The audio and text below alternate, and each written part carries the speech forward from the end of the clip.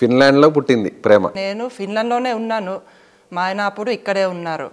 అది ఎప్పుడు అయిందంటే 1997లో నేను ఈ యాహూ చాట్ రూమ్లోకి వెళ్ళాను ఇలా ఇంగ్లీష్ నేర్చుకోవాలని.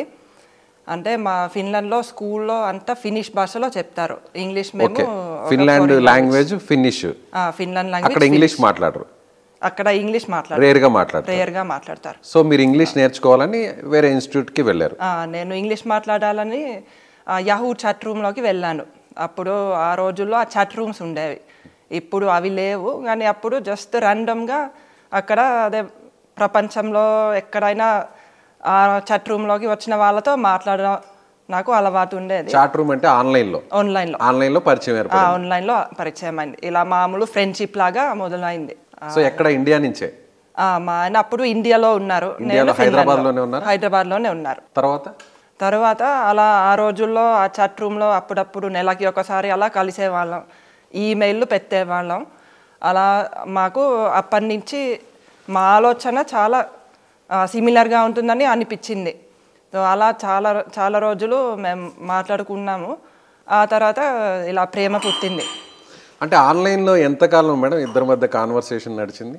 ఆన్లైన్లో ఒక 5 సంవత్సరాలు నడిచింది. 5 సంవత్సరాలు 1997లో.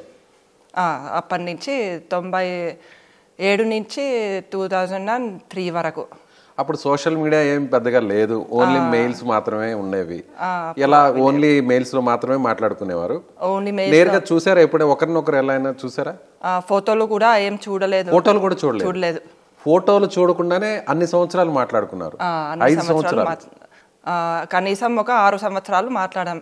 6 సంవత్సరాలు ఫోన్లు చేసుకునేవారా?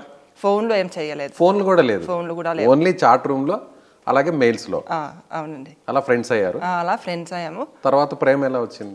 ప్రేమ అంటే అదే ఇప్పుడు మా ఆలోచన చాలా ఒకలాగా ఉందని అనిపించింది. అలా నేను చాలా మందితో అలా చాటింగ్ చేసేదాన్ని, కానీ మా ఆయనలాగా ఇంకెవ్వరు కూడా చాటింగ్ చేయలేదు. ఆయన చాలా స్పెషల్ అని అర్థమైంది. మీరు ఆయన్ని అడగాలి, ఆయనకి నా మీద ప్రేమ ఎలా పుట్టిందో.